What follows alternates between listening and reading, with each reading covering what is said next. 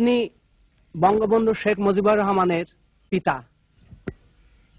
আজকে আপনার কাছে আমরা এসেছি ওনার ব্যক্তিগত বাল্য জীবন সম্পর্কে কিছু জানতে। আচ্ছা, উনি কবে জন্মগ্রহণ করেছিলেন এবং কটার সময়, এই সময়টা আপনি আমাদের একটু বলেন না। 1920 17 মার্চ। রাত কয়টা? রাত 8টা। কি বার ছিল ওটা? মঙ্গলবার রাত্রে। বঙ্গবন্ধুর মাতা উনি বললেন তিনি রাত্রি 8টায় মঙ্গলবারে এই গোপালগঞ্জ মহকুমার এই টঙ্গিপাড়ার এই বসত বাড়িতে জন্মগ্রহণ করেছিলেন। আচ্ছা, আপনার তো মনে আছে যে বঙ্গবন্ধু যখন খুব ছোট শিশু অবস্থায় তখন তিনি কেমন করতেন বা চঞ্চল প্রকৃতির ছিলেন কিনা? আমি বলি, সৎ সাহসী ছিলেন।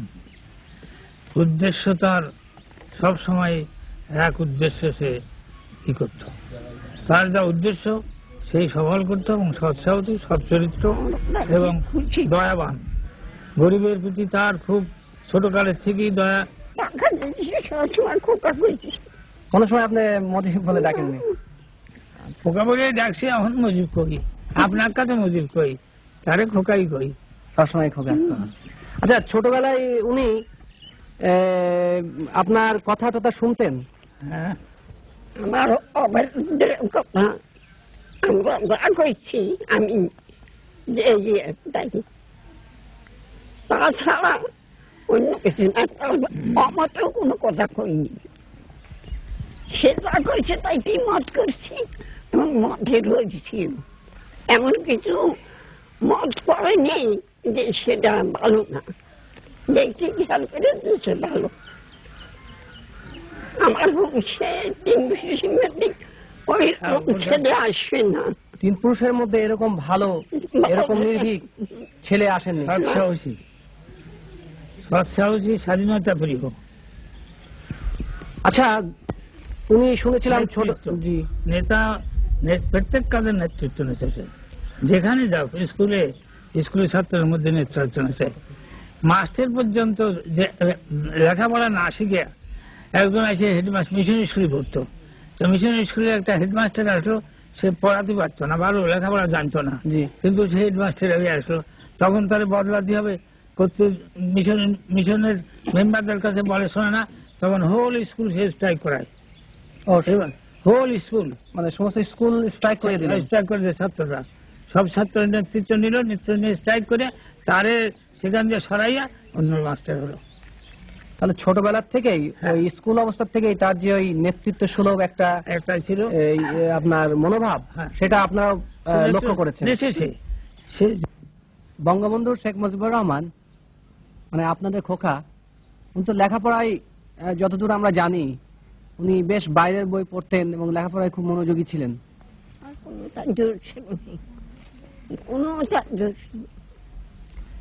মনোযোগী ছিলেন।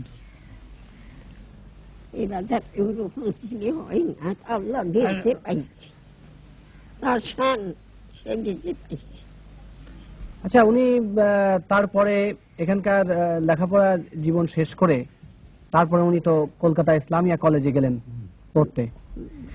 এবার আমরা আপনার কাছে কিছু জানতে চাবো, খেলাধুলার প্রতি তার কেমন একটা ঝোঁক ছিল? স্বাভাবিক, খুব বেশি ফুটবল খেলতেন মনে হয়। ফুটবল